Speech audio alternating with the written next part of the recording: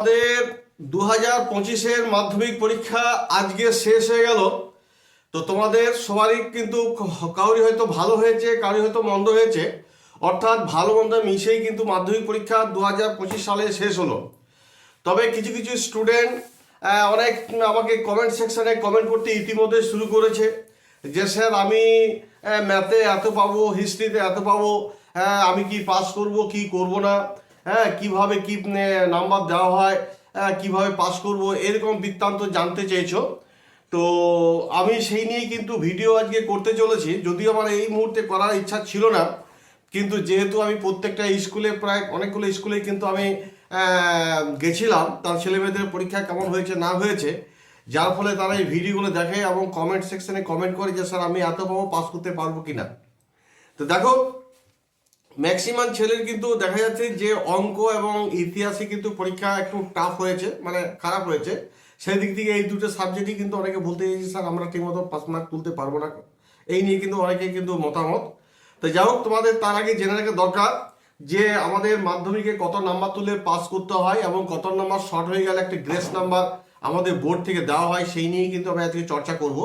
অতএব পাস করা নিয়ে চিন্তার কোনো কারণ নেই, সেইটা পরিষ্কার। তোমরা ভিডিওটি প্রথম থেকে শেষ পর্যন্ত দেখো, যদি ভালো লেগে থাকে অবশ্যই কিন্তু একটা সাবস্ক্রাইব এবং লাইক করে দিও, আর পাশে থাকা বেল আইকনটিকে প্রেস করতে একেবারেই ভুলো না, কারণ এই সবেমাত্র তোমাদের মাধ্যমিক পরীক্ষা শেষ হলো। এবার মাধ্যমিক পরীক্ষা কবে রেজাল্ট বেরোবে, কত করে গ্রেস নাম্বার দেওয়া হবে কি হবে না, যদিও আজকে এই ভিডিওটি করছি, এই সমস্ত বৃত্তান্তগুলো আরও পরবর্তী ক্ষেত্রে আরও ডিটেলস তোমাদের জানাবো।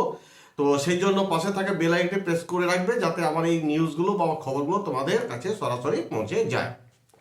দেখো, তোমাদের টোটাল 7টা সাবজেক্ট আছে, প্রত্যেকটা সাবজেক্টে কি কত 100 নাম্বার করে তুলতে হয়, অর্থাৎ 700-এর মধ্যে তোমাদের কিন্তু পরীক্ষা হয়ে গেল। এবার তোমাদের পাস মার্ক কত? পাস মার্ক হচ্ছে প্রত্যেকটা সাবজেক্টে কিন্তু যদি তোমরা যদি 25 নাম্বার করে তুলো তাহলে কিন্তু তোমরা পাস করে যাবে, অর্থাৎ 25 × 7 = 175, অর্থাৎ 175 নাম্বার যদি তোমরা তুলো তাহলে কিন্তু তোমরা পাস করে যাবে। এখন কিছু কিছু ছেলে মেয়ে বলছে যে স্যার আমি মোটে 10 পাবো, কেউ বলছে আমি 15 পাবো, তাহলে কি পাস করতে পারবো? দেখো, এখন স্কুল থেকে যে তোমাদের প্রজেক্ট যে রয়েছে সেটা কিন্তু 10 নম্বর থাকে। যদি তুমি 10-এর বেশি 10 যদি পাও, তাহলে তোমাদের কি করতে হচ্ছে না, রিটিনে প্রত্যেকটা সাবজেক্টে যদি তুমি প্রত্যেকটা সাবজেক্টে যদি 10-এ 10 পেয়ে যাও, কথা বলে বলছি, স্কুল থেকে যদি দিয়ে দেওয়া হয় প্রজেক্টের ক্ষেত্রে, তাহলে প্রত্যেকটা সাবজেক্টে তোমাকে কি করতে হচ্ছে না, রিটিনে কিন্তু 15 নাম্বার তুলতে হচ্ছে। তো 15-10-এ 25।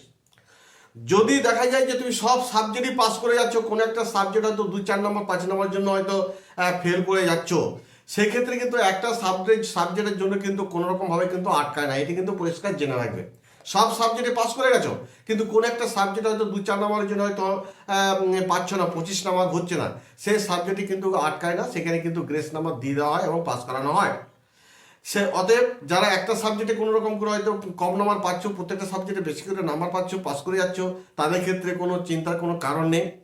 আবার এটাও হতে পারে যদি মনে মনে তোমার যদি মনে করে স্যার আমার তো 2 বা 3টে সাবজেক্টে দেখা যাচ্ছে যে 25 নাম্বার উঠবে না, হয়তো স্কুল থেকে হয়তো 10-এ 10 দিল, তারপর কিন্তু আরো 15 নাম্বার তুলতে পারবো না। দেখা গেল যে হয়তো স্কুল থেকে 10-এ 10 দিল, তারপর তুমি হয়তো দেখা গেল কত আরো হয়তো 12 নাম্বার হয়তো রিটিন পরীক্ষায় পেলে, তাহলে 10 আর 12 হয়তো 22।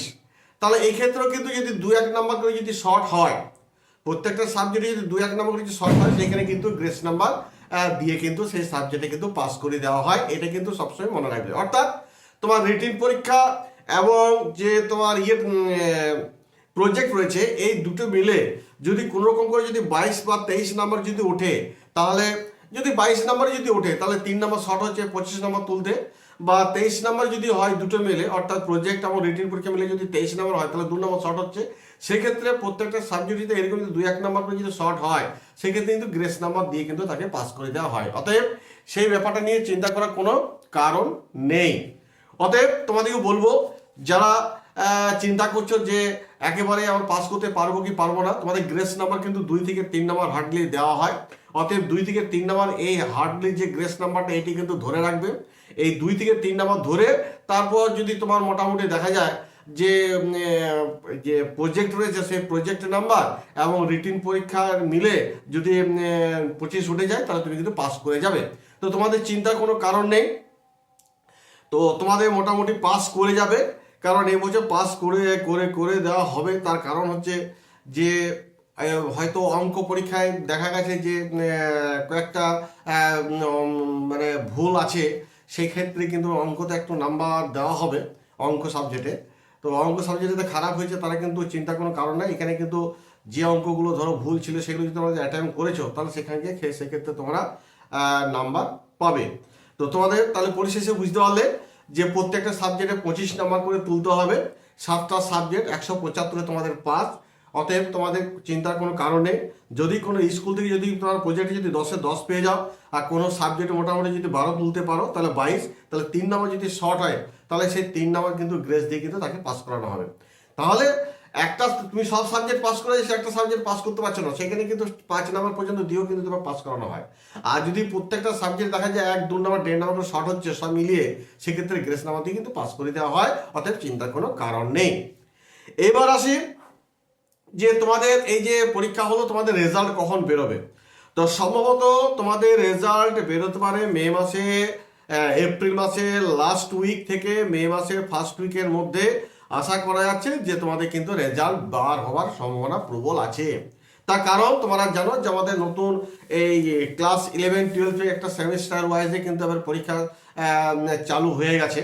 অতএব তোমরা যখন ক্লাস 11-এ যখন উঠবে তখন ফার্স্ট সেমিস্টার মোটামুটি মে মাসে চালু হবে এবং সেকেন্ড সেমিস্টার হবে পরের বছর 2026-এর মার্চ মাসে। অতএব তোমাদের তো যদি একটু এপ্রিল মাসে শেষ করো বা মে মাসে যদি প্রথম করে যদি না বার করানো হয় সেক্ষেত্রে কিন্তু তোমাদের পড়াশোনার টাইম পাবে না, তোমাদের খুবই অসুবিধা হয়ে যাবে।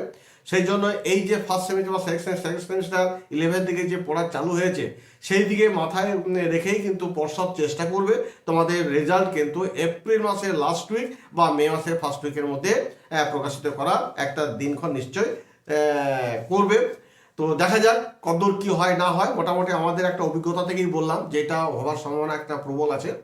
তো এই বলে আমি আপাতত ভিডিওটি শেষ করব। চিন্তার কোনো কারণ নেই, পাস তোমরা সবাই করে যাবে। 1, 1.5 না 2 নাম্বার যদি প্রত্যেকটা সাবজেক্টে শর্ট হয় তাহলে কিন্তু সেখানে গ্রেস নাম্বার দিয়ে পাস করিয়ে দেওয়া হবে। এই বলে আমি এখানে ভিডিওটি শেষ করছি। যদি ভিডিওটি একটু ভালো লেগে থাকে তাহলে অবশ্যই কিন্তু একটা লাইক করে দিও।